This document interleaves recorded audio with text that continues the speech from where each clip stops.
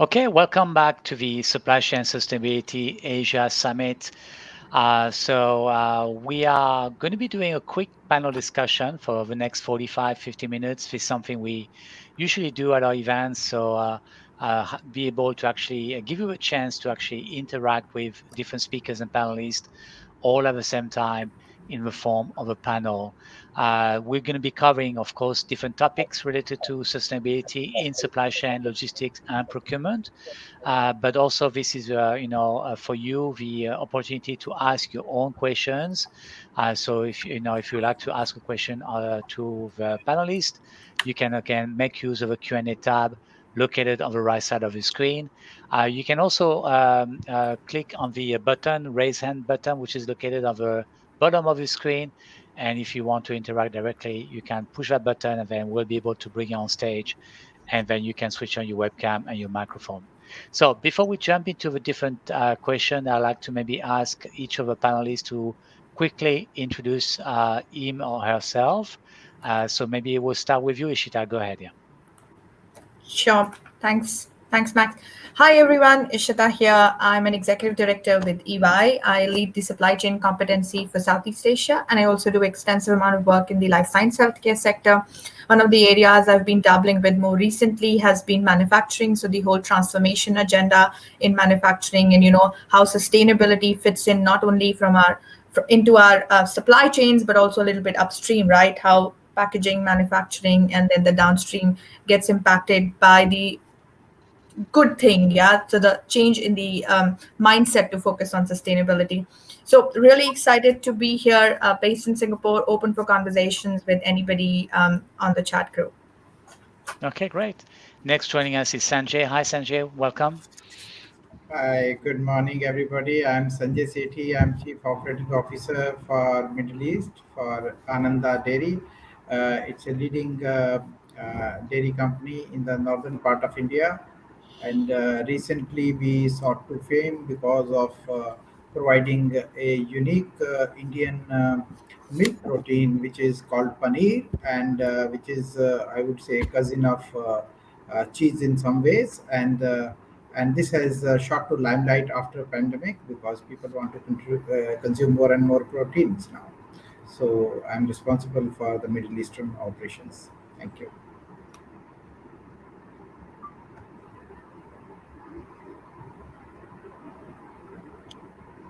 Well, I'll just introduce myself. I see Max is off. My name is Matt Friedman. I'm the CEO of an organization called the Mekong Club. We're based in Hong Kong. We work with corporates to help them to understand the issue of human trafficking, modern slavery, what they need to do in order to address it. We do it in a very systematic way by starting off with an assessment and then identifying what the tools are, what the information needs are, and so forth. And I'm very happy to be here today. Okay, thank you. And then we have next is Brett. Go ahead, Brett. Thanks, Max. I'm Brett Marshall. I'm the corporate head of QA for Zulig Pharma. So I'm responsible for managing the quality management system that we apply across the 13 markets that we operate in Asia, where we work as the largest healthcare, or one of the largest healthcare service providers in Asia. So I have a team of about 230 people that are involved in making sure that the international quality standards and compliance is being implemented and executed through the market operations that we have. Okay, thank you. And then finally, we have Rubia Siddiqa from Foodpanda joining us. Hi, Rubia. Go ahead, introduce yourself here. Hello everyone, this is Rupa Siddika, and I have been working in supply chain for last couple of years, and now I am working as the supply chain manager at Foodpanda Bangladesh. So I'm currently looking after the operations of our grocery online delivery e-commerce business. That is that includes a door-to-door delivery for groceries, and also I'm looking after for the demand supply planning and the DC operations over there. So currently we are focusing on our sustainable footprints towards carbon neutrality sustainability. And also we are in a journey to change our packaging industry to a sustainable one. So I would be discussing over that, and great to know you all, and great to be here. Thank you. Okay, fantastic. And again, if you have any issue with connections, like it had just happened to me earlier, don't panic. Just refresh your page. You will come back to us. And again, if you make sure again also that you can stay muted if you don't speak. Just unmute yourself if you would like to speak or say something. So I know that you want to say something on any other question that we have. I also want to remind all the delegates that you can ask questions at any time using the Q&A tab. So you can ask questions now if you want, and then we will take all those questions as they come, and we'll also try to prioritize those questions as much as we can, so you have then your chance to really interact with the speaker. So let me first start with something we already covered this morning in some of our sessions about the pandemic. Obviously it's still going on. We're slowly, gradually coming out from it, but it's still painful and difficult in many countries across Asia. Obviously, companies have been really struggling to keep up, catch up, monitor their suppliers, and also start new programs in this difficult environment with COVID. So what do you think has been happening in the last 16, 18 months? Has it been difficult for companies to really monitor and start new initiatives on sustainability, especially in Asia, given again the fact that a number of countries are still under lockdowns, travels, still very difficult in many countries. So, what's your take on this? What have you been, observing in the past few months? Yeah, anybody? Hi. So I would like to say, Max, that the governments all over the world, they continue to score a lot of self goals. In a time like pandemic, it was their responsibility to the people, and while they were struggling to put up what was needed, what they could not anticipate or probably react to was the situation on the ground. Just to give you an example, there were so many containers stocking up, and nobody gave uh, uh, this thought that why can't we reduce a little bit of imports and give support to the local manufacturers to speed up the production, so that there is some traffic which is eased off. And countries like India, which are dependent on a lot of imported stuff, also continue to further reduce the import duties on things like edible oils. Not only you are causing havoc in those source countries, and where it is causing more and more deforestation, and you are also undermining your own country's production, because you are being motivated by a few. And similarly, on the company side, the companies could have actually used this opportunity to go down to the supply chain and made expected some of them to drive the advantage of simple things like washing hands, taking care of your hygiene, so that you keep not just this pandemic away, but also the future possible pandemics away. So a simple thing like wash pledge is something that we could have easily implemented in all the facilities, all the companies.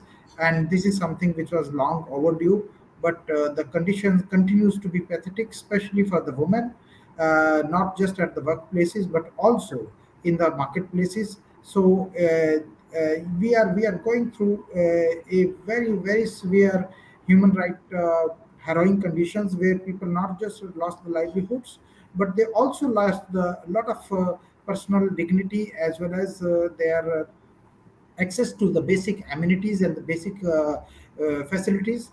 It was horrible to see that in a country like India, the Gini coefficient continued to get more and more skewed. Richer kept on getting richer and richer, and we had the crazy valuations of 60,000, which is like a miracle in the stock market. And while the poor was still starving, and there were absolute mockery of the credentials, as well as the laws, as well as the hallmark of environmental health and safety, or the occupational health and safety. And we had videos after videos coming in, where either the delivery boys are spitting into the food, or people are using their dirty feet to produce food products, or even at the factory levels, even companies which were making iPhones. I mean, their workers were being shoved around without payment of their dues on time. I mean, it was horrible as far as the SDG implementation was concerned. I think we Okay. fared very badly, almost all of them. Yeah. Matt? Yeah, if I could just add to that. I mean, we see the World Bank indicates that 500 million people will fall back into poverty. It took us about 25 years to get them out of there, and here they are in an 18-month period entering into it. From the standpoint of modern slavery, the estimate has been about 40 million, but when you stop and look at people who had a job, they go to the factory says the orders have been canceled, go home, they get quarantined, they have no savings, they begin to borrow money, they can't pay the money back. The people who have the debt come and say, okay, well, if you can't pay it back, I need a family member to go with me to work for free for a period of time. So we anticipate the possibility of a significant increase in people vulnerable to modern slavery. It could go up to, and I've heard statistics related to this, as much as 60 million from 40 million. So it demonstrates the fragility of what happens in the world when something like this occurs. Max, I want you to stay focused on my question again, is that, how do actually companies were able to react to that? Because, obviously I think we all know, and we're all aware that there's been a lot of issues out there in different countries, but how do the actually company keep a grasp of what's happening? And, and was it more difficult for them to actually kind of monitor and continue their efforts? Yeah. Yes, Ishita?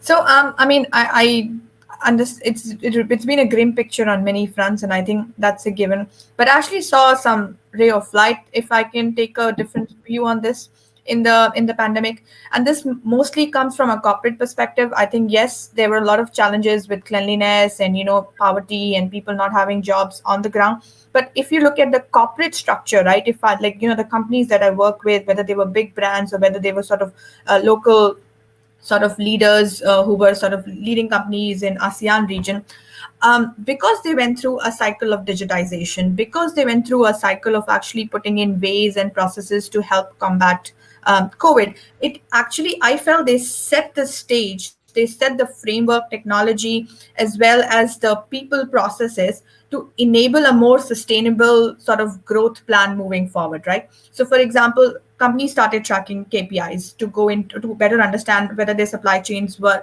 being hit or not. And when they were looking at these KPIs, just because sustainability was such a big topic for the last 10 years, but nobody had really had the push to do anything about it. Now that when they started looking at, what are my 5 or 10 KPIs I want to look at moving forward, sustainability made it in. If it made it in, that means it was also being looked at every day. It's also starting to get tracked. So that visibility, just because digitization happened, that visibility has come in even on the sustainability front.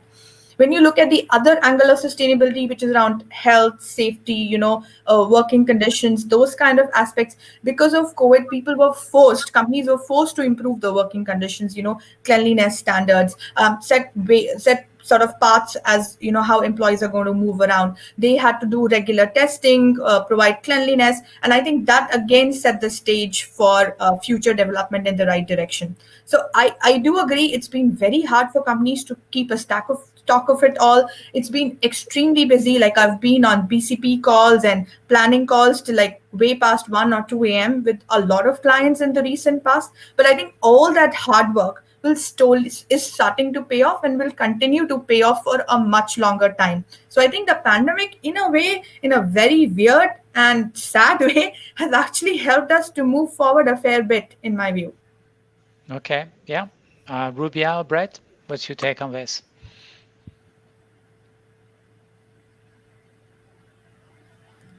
Yeah. Great. So, Can you- Ruby, Okay. yeah, go ahead. So I would like to add to Ishita what she just said, that this has helped us a lot to structure our corporate world and our corporate business in a way that it has helped us to reduce our carbon footprints a lot, because we have locked ourselves at home and we have started working from home, which was very unlikely in the last decade, and especially in Bangladesh, where we promote to stay back at offices at late till late, and just hanging out with people for late to just show off that you are working and you are efficient. So that has come to an end, and now people are encouraged to stay at home, so that in a cruel way, that the companies wanna reduce their utility costs and their location space cost. But still, this has a positive side of it, because people are not going to offices, and they are staying at home, so they are working more efficiently, what I would say. And also it has created a urge for improving yourself, rather than performing whatever the company needs, but it has given us the opportunity to work on ourselves, because in the last pandemic, while I was staying at home, I had a lot of time to invest on myself. I had a lot of courses, and I would say this is the time to utilize for the youth also. I was just going through the questions in the question panel. So there was a question about how does this pandemic leave a longer lasting impact on our youth, and what would be their next coming opportunities, and what would be the disadvantages of this. So I would say this is the period to take the advantage of, and you can utilize and maximize the best out of it, because you can invest the time on yourself, and you can improve and develop your own self to improve your skills, whatever your interest is. So it has also come up with thousands of working opportunities, thousands of different kind of career prospects. Like, people are doing online sessions, people are going for online business, which was very unlikely, because they had 9 to 5 job, and they don't have to think of alternative source of career. So now they have started the change has started. So I would say this has helped us in a positive way also. Okay, thank you, Rubia. Brett, what's your take on this? Yeah. Yeah, I think obviously, being involved in the healthcare industry and as a part of the pandemic process rolling out in Asia, being identified as an essential service provider, that really kind of sharpened our response, and I think the awareness of our people too, through all levels of the organisation. They acquired a very clear vision of how important they were to making sure that service continuity was maintained, that the medical products and the medicines and the medical devices that were required were being delivered to the hospitals and the medical centres and the pharmacies as they're required by patients as well. So there was a huge focus on the health and welfare of patients in general, but then also as we had to protect our workforce. And I think some of the speakers have talked about the actions that needed to be put in place to make sure that the health and safety of the workforce was ensured. And there've been significant improvements, I think, in that area, and long-lasting changes that have been made. And the measurement of the response and the preparation for the future, because this pandemic won't be the last pandemic that we have. But I think when we also look at how sustainability impacted on the activities that we were involved with, it became a mechanism or a method for us to engage with our employees more strongly as we reduced face-to-face contact and moved to a much more remote communication platform. So the types of initiatives and programs that we could put in place and build the engagement in the absence of physical presence was one of the great benefits we saw as well. If I can just add, Max, the corporate side feedback that you kind of asked us to address, clearly there are some benefits that have come. There's more emphasis on ESG, more emphasis on remote kind of meetings, more emphasis on businesses doing right by communities. But at the same time, if you are a manufacturer and you are unable to go and have auditors go in to visit manufacturing sites physically at a time when a lot of those facilities are struggling, it creates the potential for kind of the advice and guidance that you need to provide them, not getting to them. And so I suspect that this will carry on during the time when there are travel restrictions in many locations, but hopefully over time, the fact that remote mechanisms have been put in place can now complement when they can eventually get back to do the physical site visits again, because they're both needed.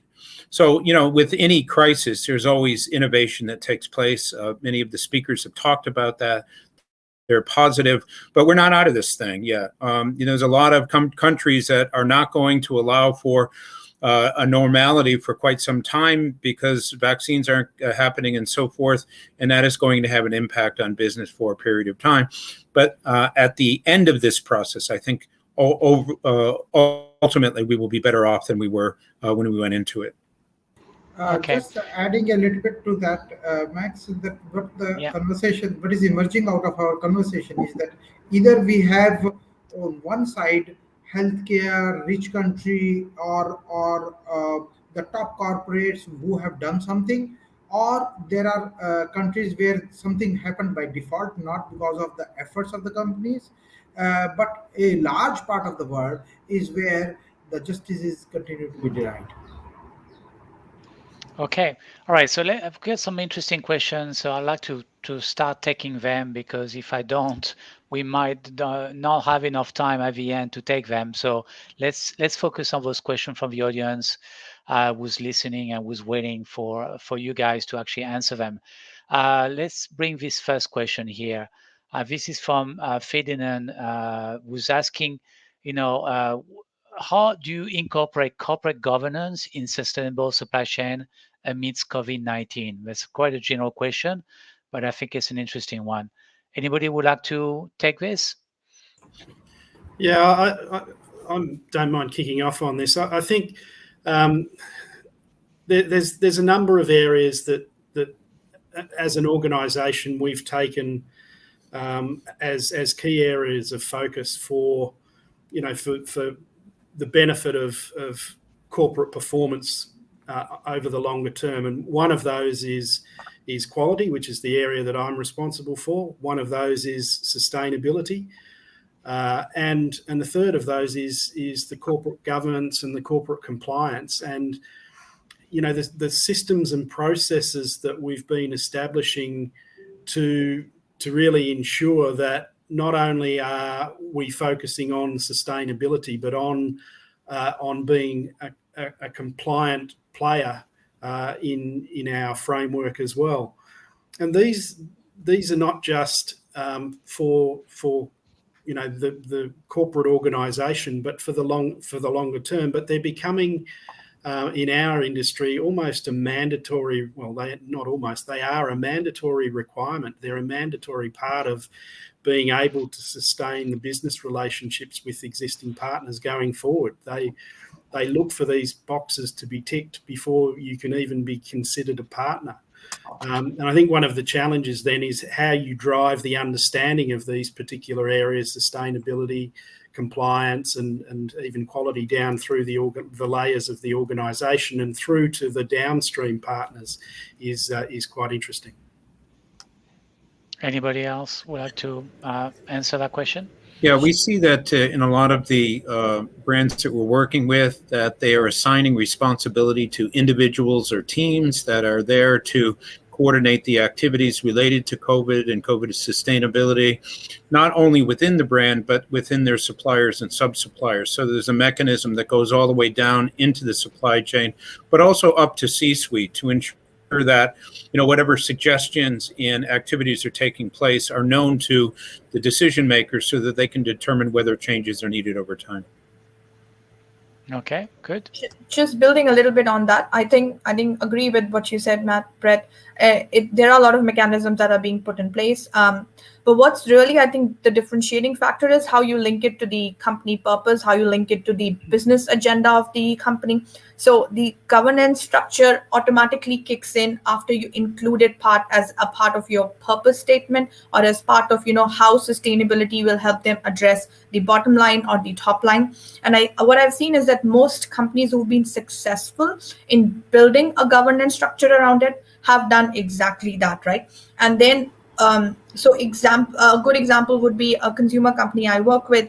They believe that actually removing packaging, etc., is good for their business. So if they have a non-compliant supplier, they go as far as basically saying that we're not going to let you invoice or provide any services to us. So it's as the minute an audit or an assessment shows that you're non-compliant on one of the 80 dimensions that they have set up for sustainability, it's an automatic lock in the system, right? That you cannot be paid, you cannot be providing any services.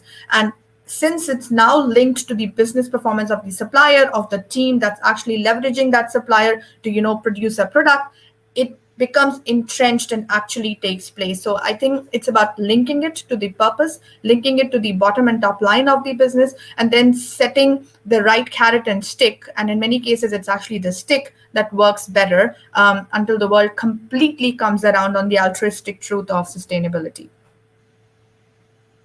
Thank you, Ishita.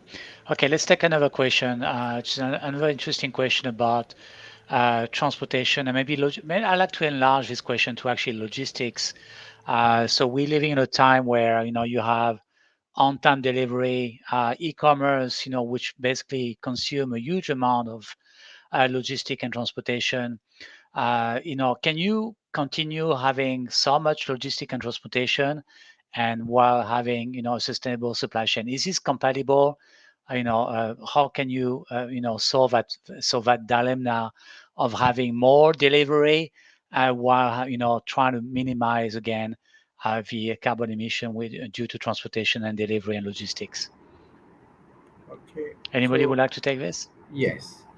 So what we have seen in the last couple of years, that digitization has made ease of delivery very much possible.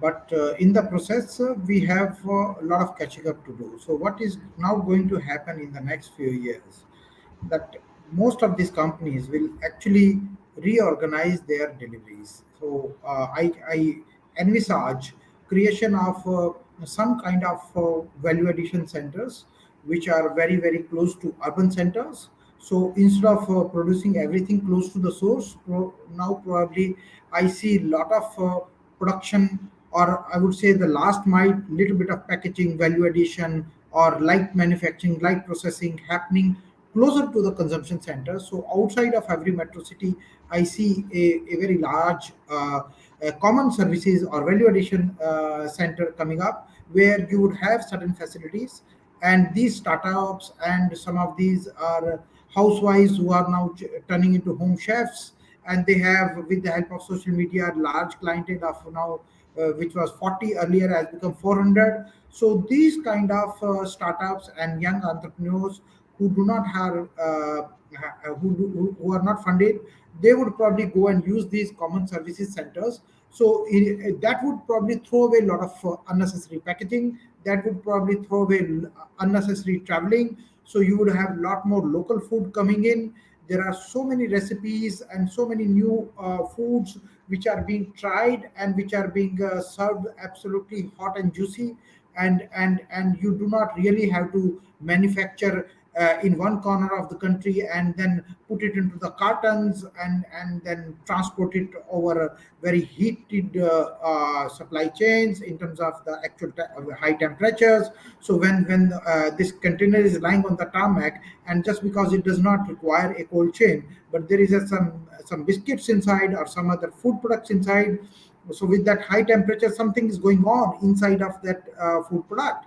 So with this new kind of supply chain emerging and an army of startups coming around, they would throw away all of this packaging, and you would have, in an India context, I can tell you something like batter. So the dosa making requires a batter which is now being made at a small value addition center, and they pack it and sell it to the homes so that the women do not have to do a lot of cooking in the kitchen. Similarly, there are so many other things like samosa. So probably you would have samosas being supplied to homes, which is just right prior to the frying. So the home does only the frying part of it. So I see a lot of such products being not packed properly, but still being delivered in a very hygiene and cold supply chain, removing Okay. lot of environmental footprint.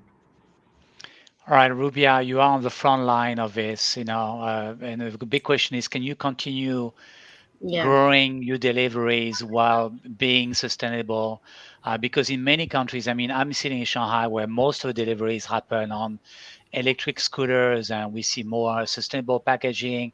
But there are many countries out there in Asia who still, pollute, too many deliveries, too many scooters on the road, too many waste of packaging. So how can this work?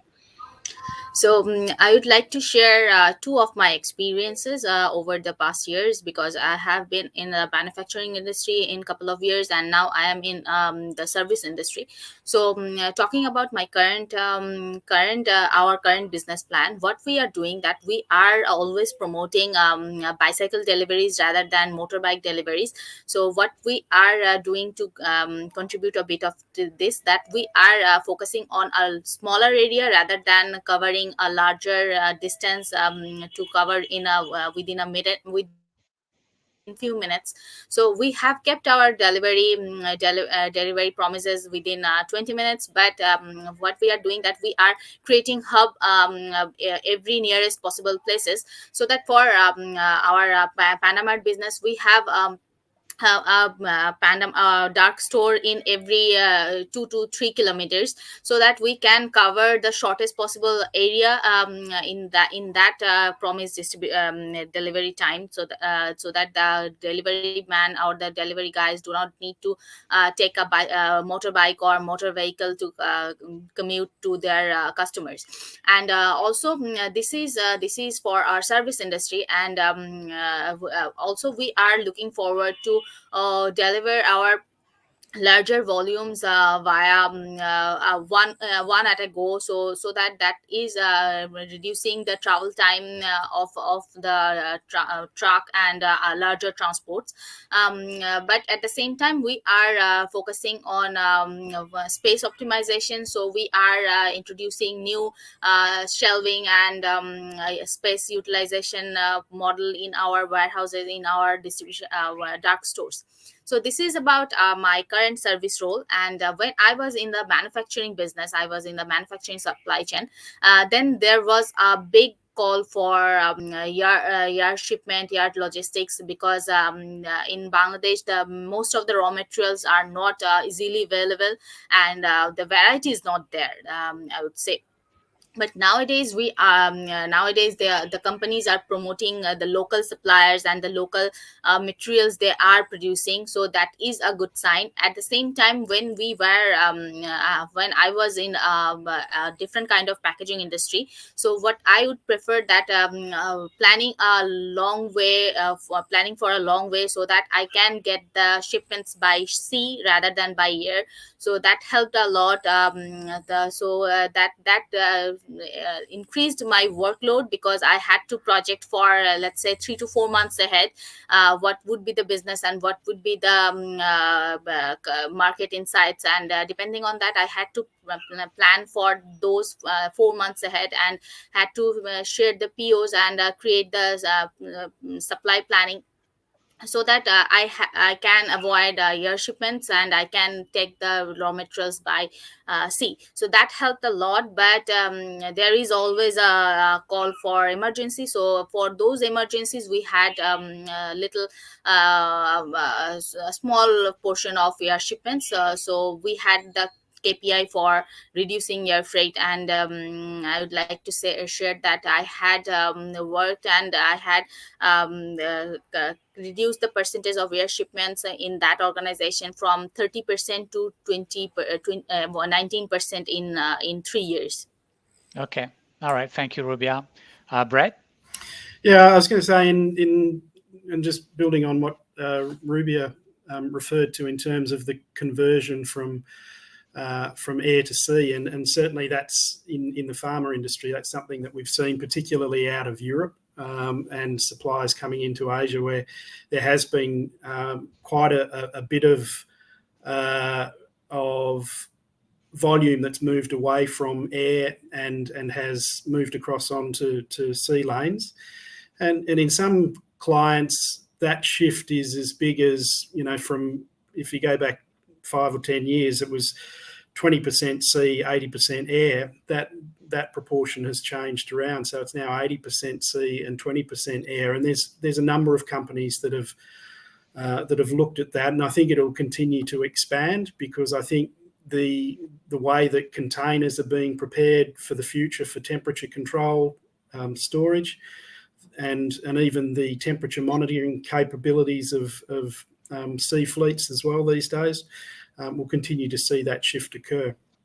At a local level, we made a change in our passive packaging systems to use a more robust, newer technology packaging system, which allowed us in Vietnam, as an example, to move all our 2 to 8, so all our cold chain product, which previously we'd sent by air from Ho Chi Minh to Hanoi, we were able to convert that to road. So we also significantly reduced our air shipments in market as well. Okay, that's good. All right, let's move on to another question. This is a two-part question, so let me bring the first part. Asian economies are forecasted to show unequal pandemic recovery due to, among factors, vaccination rates, healthcare accessibility, and politics. From a sustainability standpoint, so what's the second part? Let me find it. Okay. So how do companies, hold on, I'm getting lost here. This is here.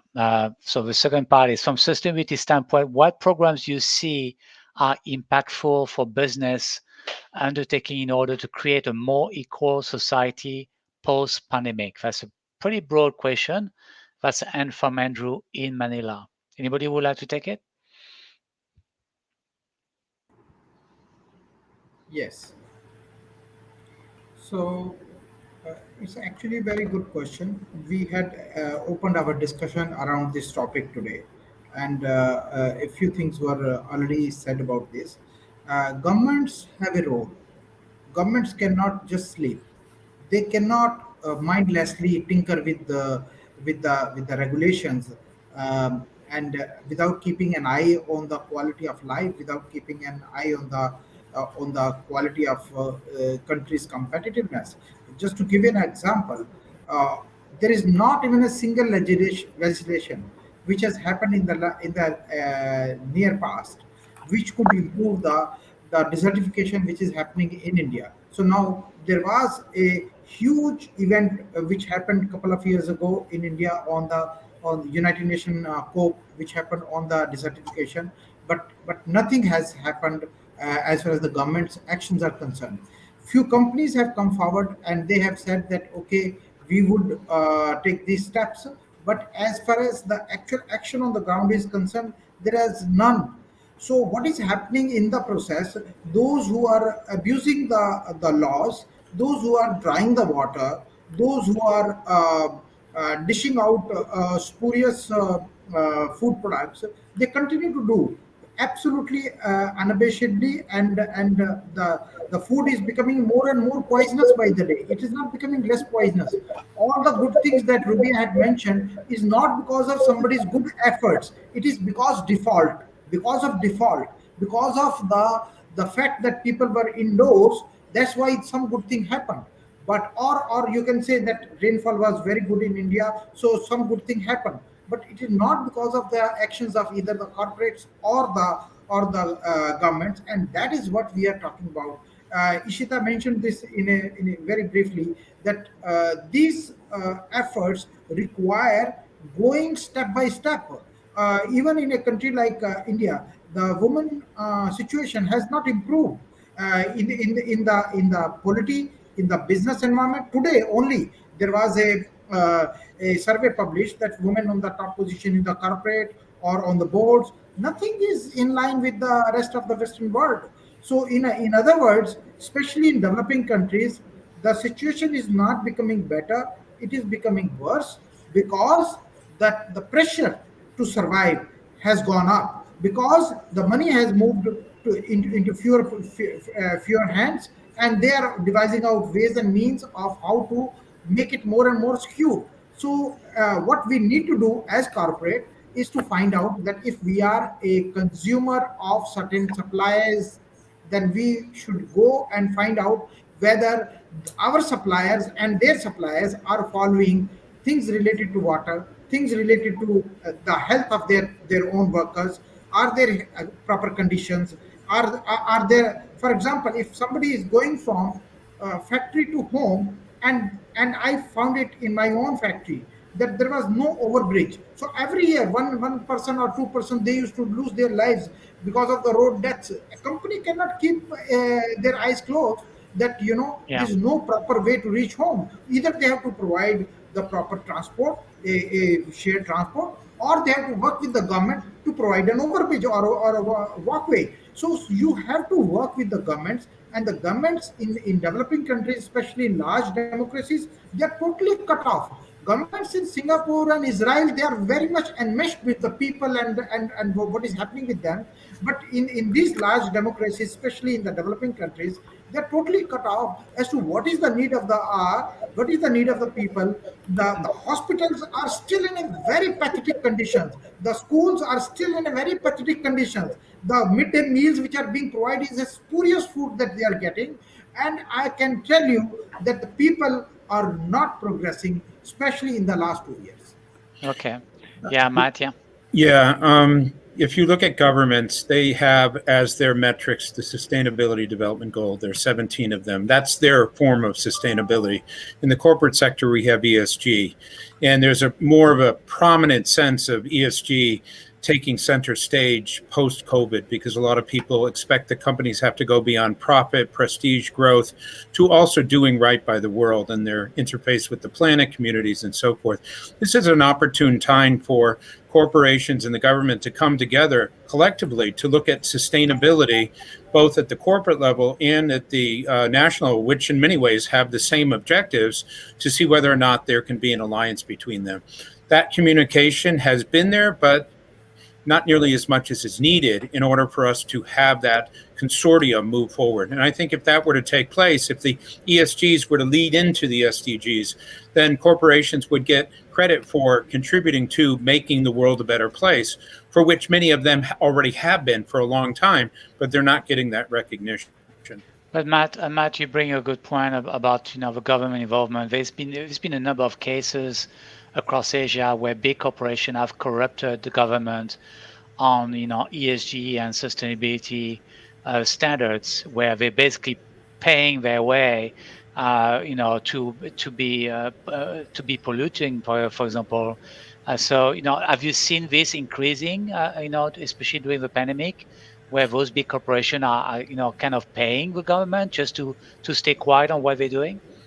I haven't seen it personally myself, but what happens with something like ESG, as it becomes more prominent, as organizations voluntarily say, we are green, we are blue, we are helping, and so forth, people say, prove it.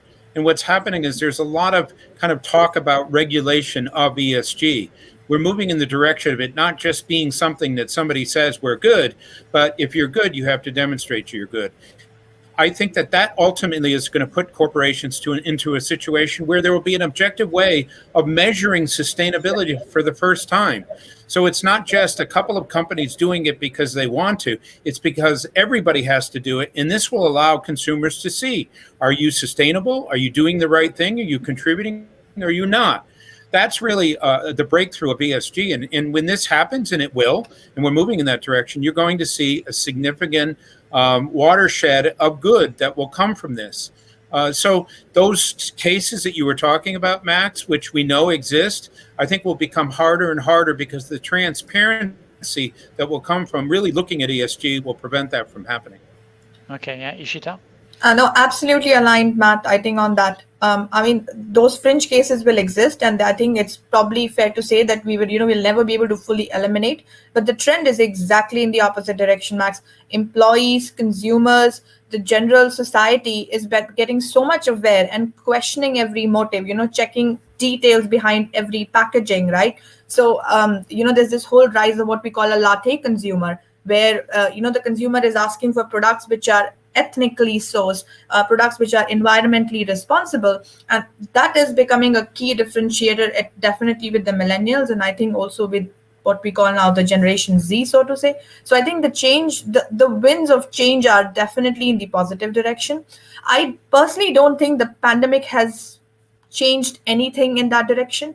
I mean, it's neither been good nor bad. It's just that wind that's moving forward and getting more and more intense. And as people are going to online buying, they're getting more time to actually evaluate the products, depend more on consumer reviews, and so on and so forth. So if anything, pandemic is actually creating a lot more visibility by making information more readily accessible, and by sort of encouraging us to digest information more online, which, is just easier to access.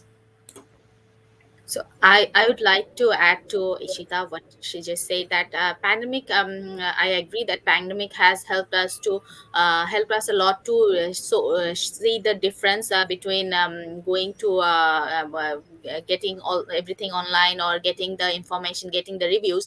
But at the same time, the pandemic has shown the difference between shown the inequality in the system, because when we were locked down in our home, but the garments worker, or the labor class workers, they were going to the offices, so they were not having those lockdowns whenever there is a declaration of lockdown over a certain period. But at the same time, the day before we are starting lockdown, the government comes up that the garment sector or the manufacturing sector would be excluded from this lockdown. So what is happening, that the people we are working as in a corporate sector or in a corporate head office, we are getting that advantage of this lockdown, or we are having this the sense of sustainability. But the people over there who are working in the labor class, or what we say the blue collar people, though they don't have the sense for this sustainability, and they were working out there in this pandemic, where when we had the first wave, when we had the second wave, they were continuing to work throughout the period. So what about their safety? What about their hygiene, their health safety? So that wasn't there, and the government didn't have care about those people. The government was just focusing on the front line, and what looks better as a nation, but in the deep inside, people were suffering, and people didn't have anything to eat, or they were suffering for maintaining their livelihood.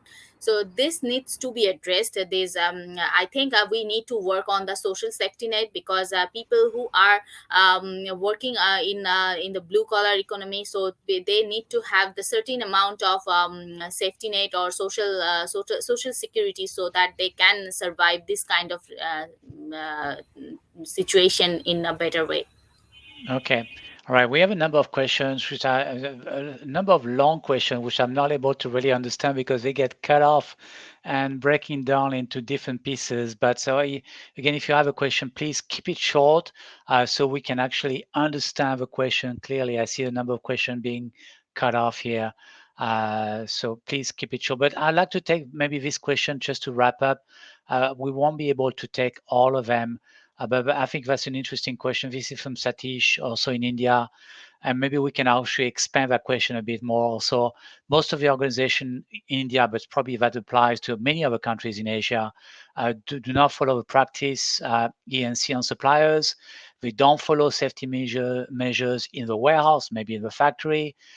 Organizations generally think it's a cost to them. They have a short-term view about additional costs. Being compliant costs money.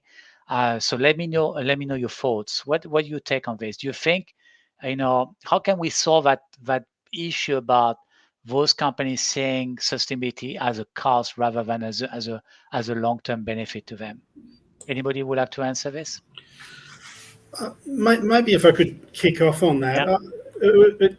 Our journey through this topic of sustainability and building a program and building it within the organisation has been quite interesting.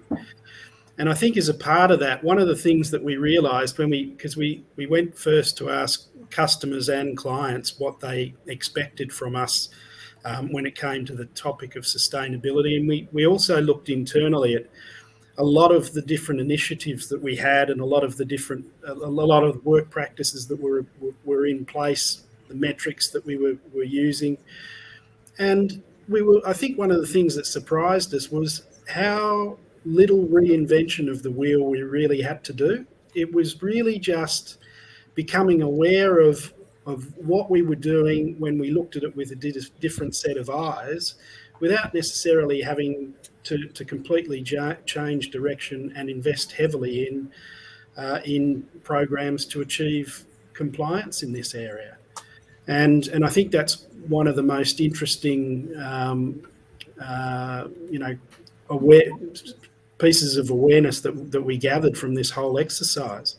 And it's also part of it is building a culture that delivers this type of behaviour longer term, and that's really what I think is really important. And one of the exciting parts of working in this particular area is that you're part of a culture building exercise, that it's not just me, it's the next generation and the next generation and the next generation that have to develop that responsible approach and that understanding of responsibility for the future.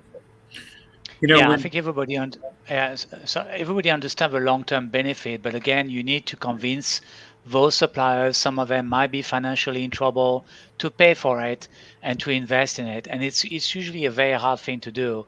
So yeah, Matt?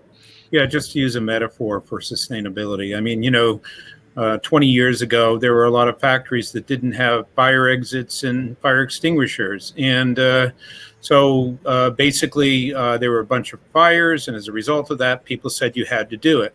What sustainability is moving in the direction of is an expectation that you have to do it. It's not a matter of whether you want to do it or should do it. The expectation is you should be doing it. If you don't have those exit and those fire extinguishers and the fire hits, there's a huge problem for your organization. Obviously, it's going to have a major impact over time. So there's a risk factor associated with not doing sustainable things. And at the same time, there's an expectation that you're supposed to be doing these things. There are expectations of improvements of safety, health, the environment for the employees, the benefits for the environment and so forth that are no longer something that you can not do or do. It's expected that you all have to do it now. And, there's going to be costs associated with that. Get on with it. It's just part of doing business. The expectation of business now has changed. It's not just about profit, growth, and prestige. It's also you have to do right by the world. And that's what sustainability is moving in the direction of us doing. Okay, yeah. Very briefly. Yeah, Sanjay, very briefly, because we need to wrap up. Yeah. Yeah. So I ask a question from the panel. If today the farmer produces a kilogram of rice by consuming 2,500 liters of water, and tomorrow, with some efforts, if the water consumption goes down and he can produce the same kilogram of rice with 2000 liters of water and 500 liters is saved, do you think the customer is going to reward this progress? No way. It is only the investor who has been forced by their LPs to be supporting the sustainability process. The consumer is far away. I mean, the kind of millennials that Ishita talked about, that's a very very small beginning which has happened. But in terms of the total quantum, it is still not there. If you go and ask your family members, would you like to pay for organic or would you like to pay for sustainable? They'll say organic is good for my health. I would rather pay for it, but not for sustainability. It is good for the mother earth. I'm not care. I don't care. So if the difference in the premium is 1%, 2%, I don't mind. If it is for basmati rice, it's already $1,000 a ton. So I don't mind paying for sustainability. But if it is a white rice coming from Vietnam, no way, because I'm already in a cutthroat competition. Okay. Ishita, your final thought. We need to wrap up again. We have just 2 more minutes. Sure. I want to give you a chance to speak, and then also after Rubia. Yeah. No, I think it is fair that I think the premium definitely plays a part. But I see two things happening. One is, of course, consumers becoming more active, willing to pay a little bit of premium. It may not be large, but willing to pay. I think the second thing that's happening is the corporates, the bigger corporates, taking a big stance around it, right? So you see the Unilevers, the IKEAs, the major champions in every sector taking that role of being sustainable providers and pushing their suppliers to do the same. Practically speaking, I think these are the two sort of sticks that are working in the favor of sustainability. Now, it is not a foolproof method.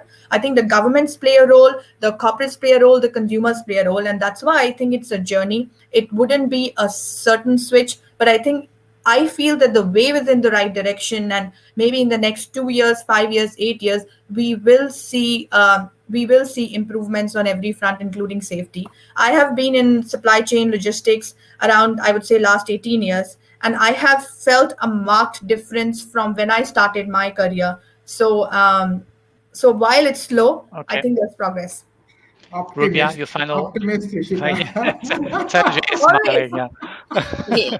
yeah, Yeah, I Rubia. Yeah. would like to echo with Ishita, because I feel the same, that the journey has started. Though the growth, the speed is a bit slow, but we are on the right track. So most of the companies are thinking about sustainability, and also what I was speaking about, the garment sector, the manufacturing sector. The organizations have already started about thinking about the safety, the security of the workers. But what I feel that there is a bit of negligence from their part, because this is imposed restriction on them, or imposed action for them to think about the sustainability, and also the worker safety, security, until or unless they are really coming up from their side to work on this sector, and things won't be changing. And also we need to sensitize our whole population regarding this, because I feel about 20% of the population are aware of sustainability and worker safety, and all the things we are discussing over here. So there is a information gap for those people who are working there, in the bottom line. So we need to work together to for a combined approach against this inequality, and also for this worker safety. That is my Okay. feeling. Thank you for with this final note. I would like to again thank you again for your taking part in this discussion today. Thank you, Rubia, Ishita, Matt, Sanjay, and Brett for joining us today. And we had a number of other questions coming up. We won't be able to take them, but if you, some of you speakers, panelists, if you could actually go to the launch, and then maybe the audience can also meet you there. You can then continue interacting and exchanging on those topics. So if you have a question, please join us on the launch, and then you can continue asking. We're going to have a launch. Speed networking also is going to be taking place. So again, join us for additional networking. Thanks again for your time. Again, our next keynote presentation will be at 2 p.m. Hong Kong, Singapore, which is in just 90 minutes from now. But before that, you will have a chance again to do some networking in our lounge. So I'll see you then, and I'll see you next time I have a session. Thank you. Thanks, Max. Thank you so much.